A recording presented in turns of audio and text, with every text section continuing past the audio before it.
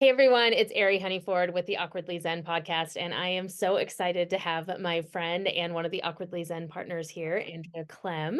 Her website is The Way Home to You. I said that right, right? You're correct. Okay, perfect. And Andrea, it's so good to have you here today. Why don't you tell everyone what it is that you do? Absolutely. Ari, thank you so much for having me. I'm very excited. I'm the owner of The Way Home to You, where I offer services such as Reiki and sound healing, frequency immersion, as well as aroma touch therapy and coaching. So, my goal is really to help people connect with their divine self in whatever way I can. I love that. And I have been able to attend one of your sound baths, which are awesome. I have also been able to attend one online, which is great because not everybody does sound baths online. So when you are providing your services in person versus when you're providing them online, what's the main difference for you?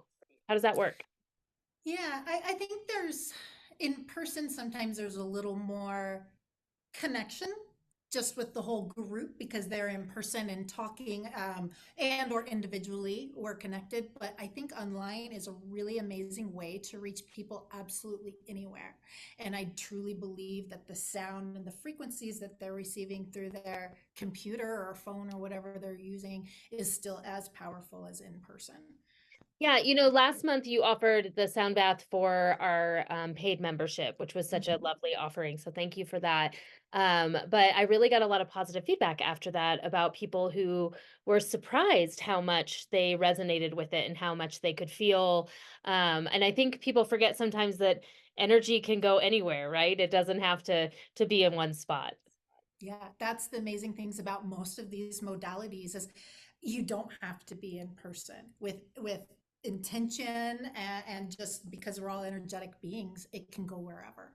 Yeah, absolutely. So when you first started dipping your toe into sound healing and into these modalities, what was it that drew you to them? Because I think some people get a little nervous about the concept of energy work or energy healing. So how did that work for you? Sure. Well, to be honest, I got into all of this by going through a really rough time myself. Really hard time. And I did therapy at that time too. But beyond that, I wanted to find some holistic ways to really reconnect with myself because I felt lost. And I started attending sound baths. I received Reiki. I did breath work and Qigong and meditation. And oh my gosh, I've tried so many different things. Um, and they were all so impactful for me. I was really able to re-step into my body because for the longest time I felt like I lived in my head and was not connected at all with me. And these types of modalities really helped me to come home.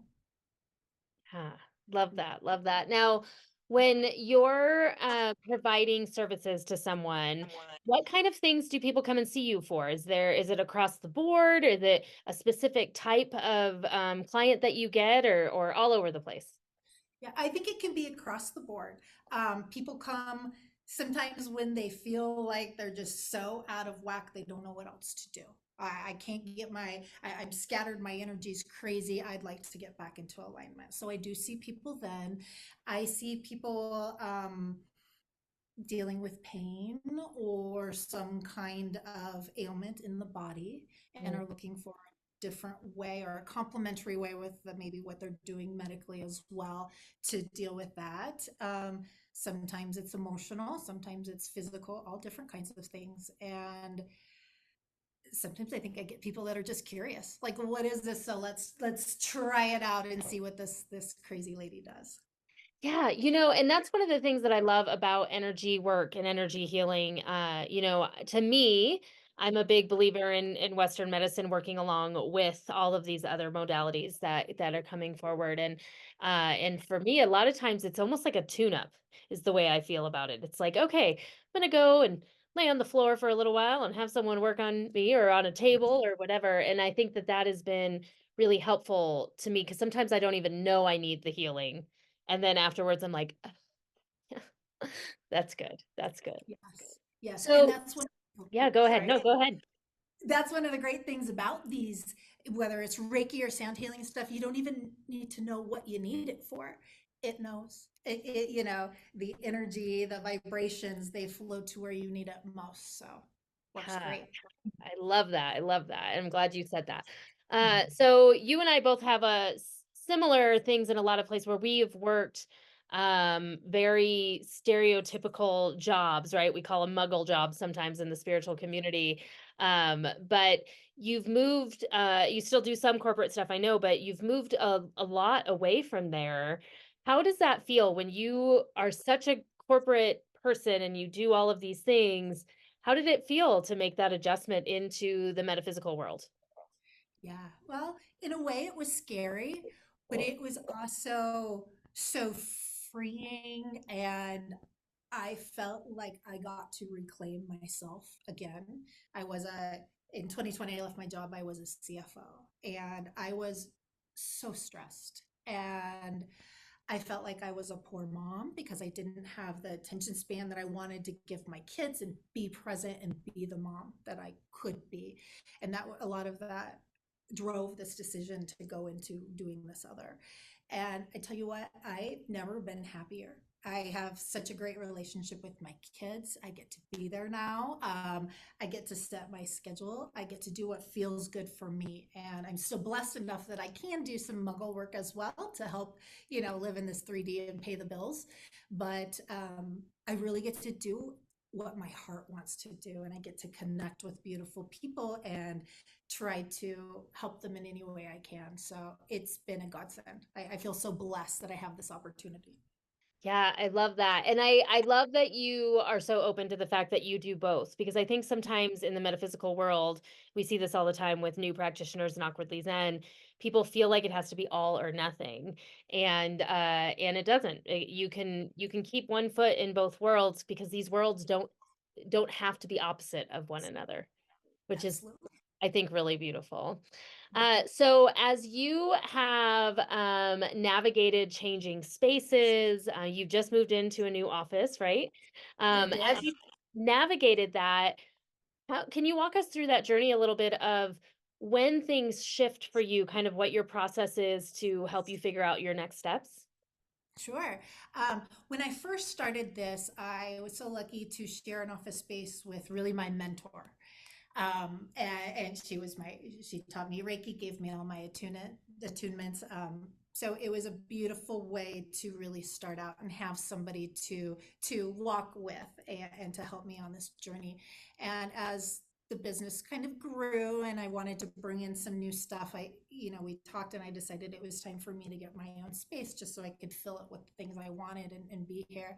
So I mean, I did have to use my analytical accounting brain a little bit and say, can I financially do that? And, I do have to be a little real there. And so I sat down to see, can I support this? Can I do all that? But honestly, I sat in meditation a lot and I really said like how do I feel? How do I really sit and feel with this? And is this what I'm supposed to do? So I think for that getting with my divine self and knowing that this is gonna work out, go girl, you do it. That's the biggest step for me beyond the can I afford it? Can I do this kind of stuff? So that's really what told me yes and made me make that decision. Yeah, and I think it's so good, again, because we are, these spiritual beings, right? Having this human experience, but to remember that the human experience is part of it. So I love that you talk about a budget and talk about, does this make sense? And how am I going to put myself in a situation where I'm not crazy stressed out all the time, right? Because the Right. goal is not that. So you said you were moving into a new space because you wanted to get some new stuff, and I see one of your new things right behind you. Yes. So Right. talk to us a little bit about some of your new things that you've brought in. Sure. So, I love sound. I love energy.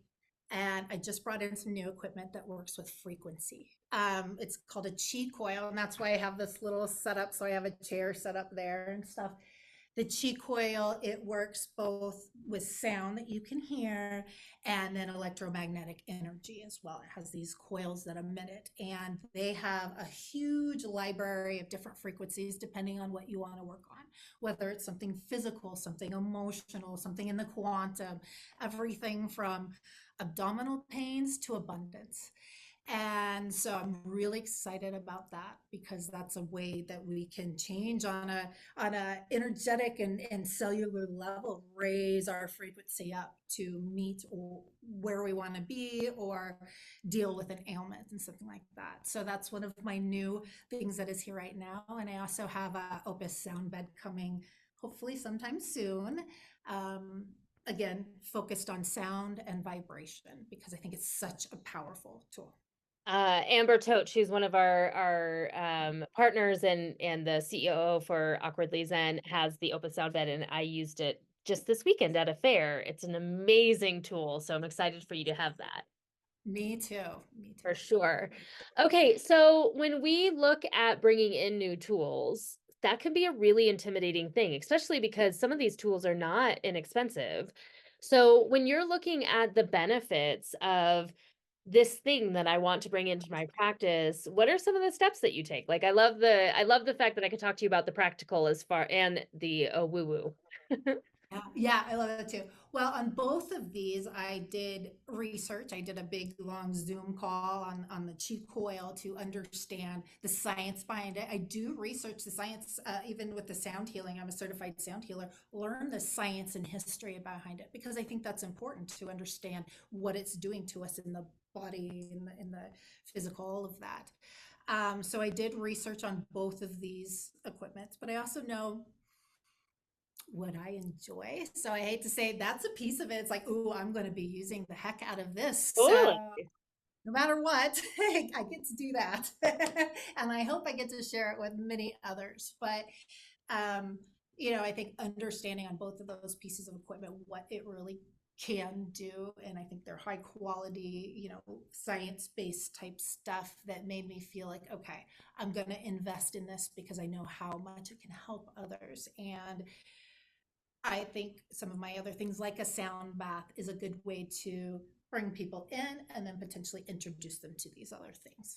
Yeah, absolutely. And I think that that's such an important thing for practitioners who are looking at growing their businesses is to to say, worst case scenario,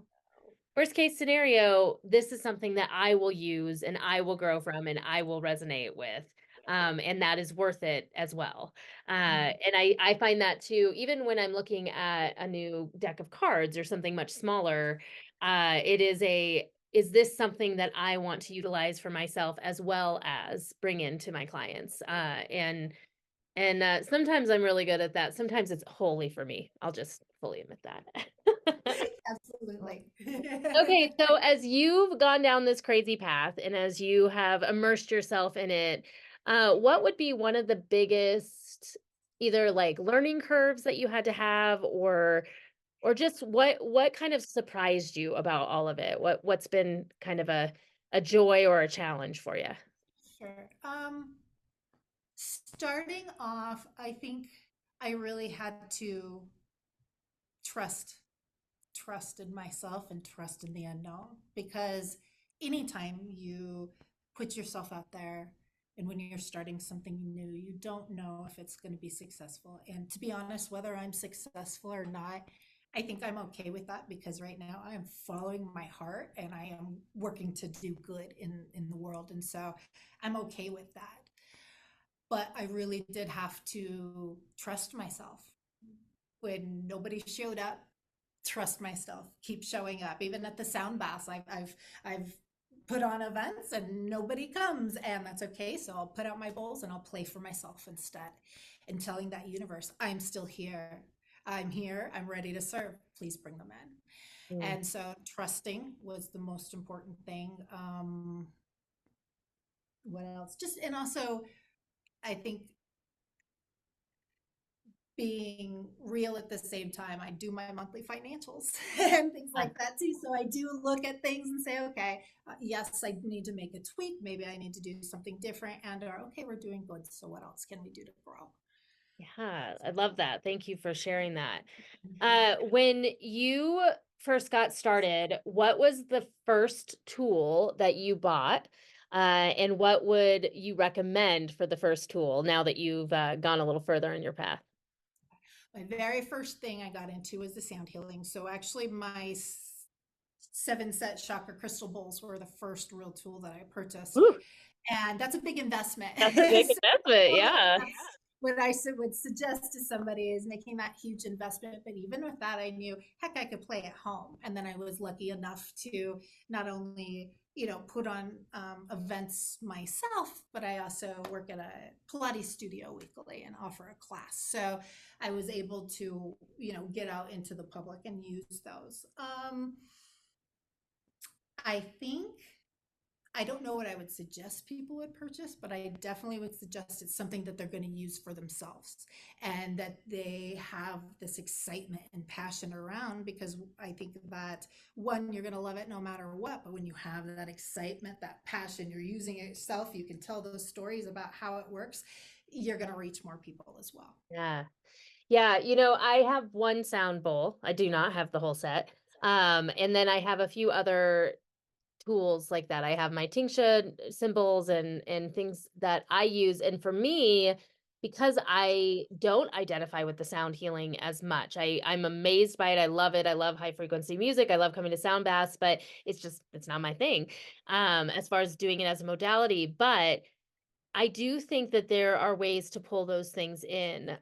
Sound is such an amazing reset button for me.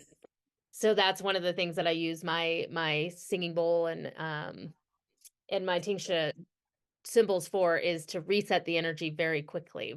Uh, Yes. what are some things that you like if you're out and about, you don't have all your tools with you, and you need to reset your energy, what would be a tip or a trick that you would share with the group?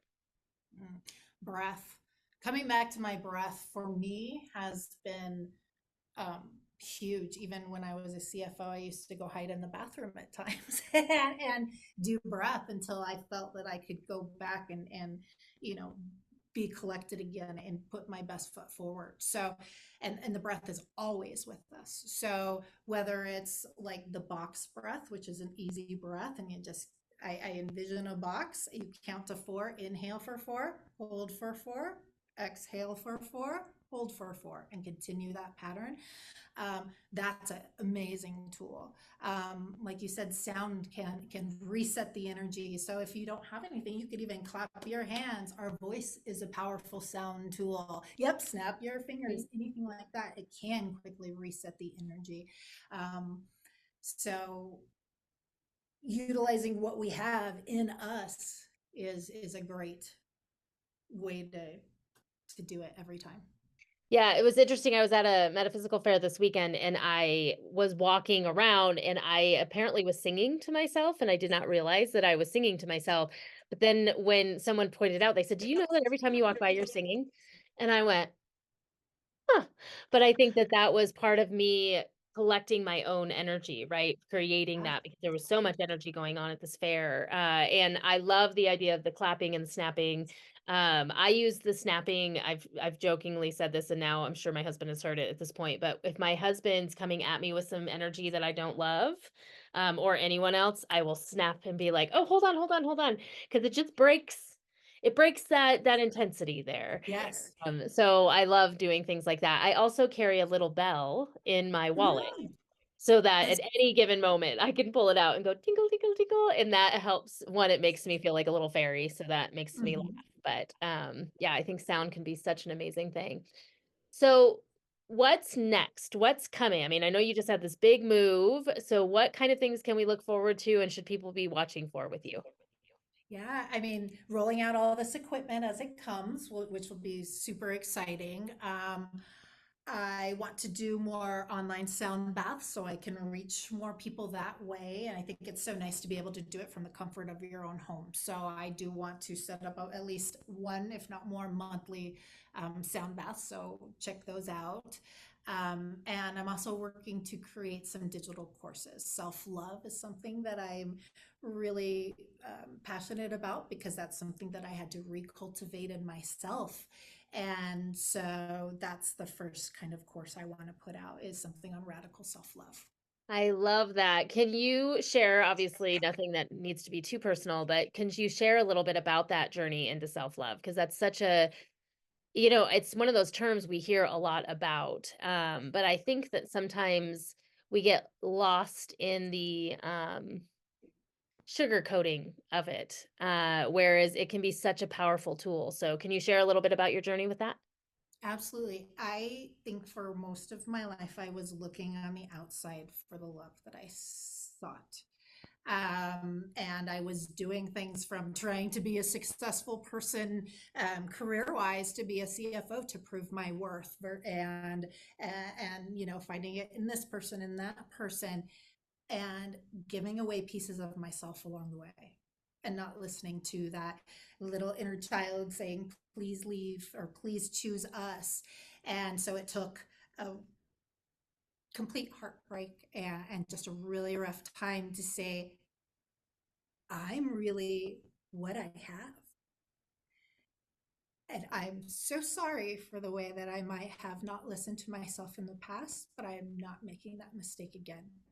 And so from there, it started, it was hard because that means sitting with myself in the pain. And as the feelings come up, and say, okay, I'm going to sit here until we're okay. Yeah. So it was creating a whole new relationship with myself, where I became my best friend, my own cheerleader, my own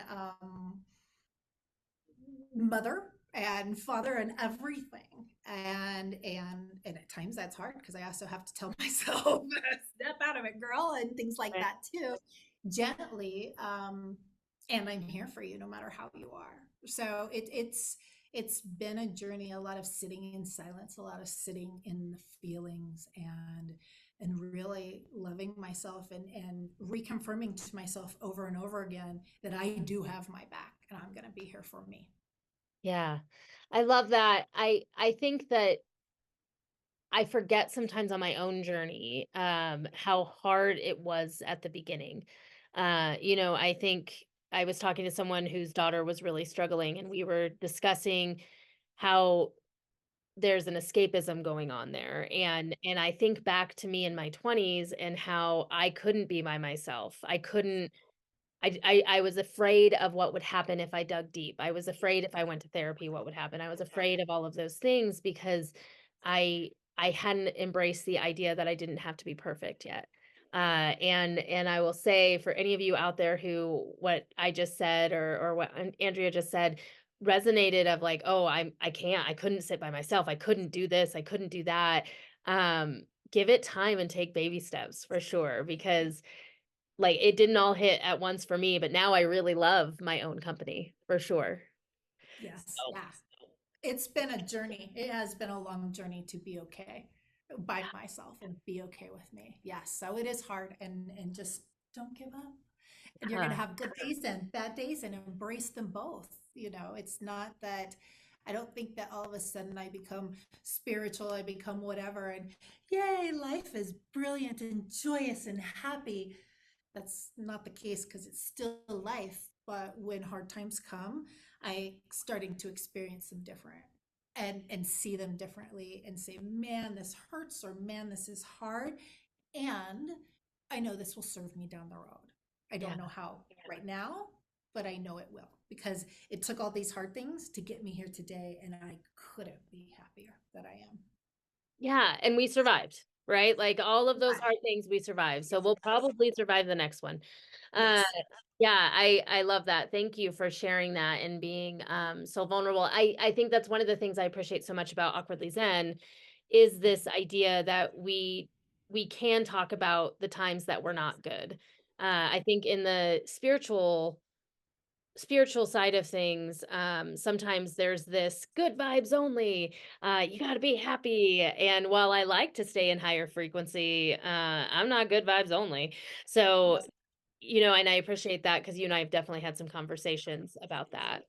Um, so when you find yourself in those not good vibes, right? When we have those moments because you are embracing that self-love and it feels like holding your hand to walk through that.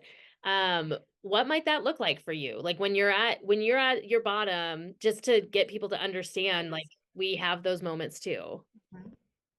Sure. What I've learned to help me the most is to first get out of the story and get into my body and the feeling. because it's one thing to say, oh yeah, I sat with this, but what I'm just sitting is sitting with the story, feeling that Right. whatever it is come up. That's not really sitting with it. But get out of that story and be like, oh, I feel this, and I feel this in the pit of my stomach. Let's get curious about what that and whew, what happens when I breathe into it. And oh my gosh, that made that emotion come up more. Okay, let's feel it. Let's feel it. So what I really try to do is take it to the body and experience it that physical way. Breathe into it. If I'm going to cry, I'm going to cry, and I'm going to sit there and I'm going to let it go until it goes. Yeah. And thank myself, and maybe it's a hug and thank you me for doing this. But that's been the game changer for me, is getting out of the story. Yeah. Yeah. That's a beautiful piece of advice. Thank you. All right, Andrea. So tell people where they can find you. Sure. Well, my office is located in Arvada, close to 80th and Wadsworth. My website's thewayhometoyou.com. And you could find me all around, the northern Colorado area with sound baths all around, and events and things like that. Awesome. And on Instagram is where they can find you for some of your online sound baths, correct? Yep. I'm on Instagram. It's actually, I think, Andrea.Clem77 is my handle there. I also have a Facebook page under The Way Home to You, where I post all my events. I'm an awkwardly Zen partner, and so I plan to throw some events through there as well. So, Yes, beautiful. All right. Well, thank you so much for being here with us today and sharing your insights and your love and your beautiful new space and your new tools. So, thank well, you for that. thank you, Ari, for the opportunity. I love this group and all the folks in it. So it's been great to chat with you and share this with them.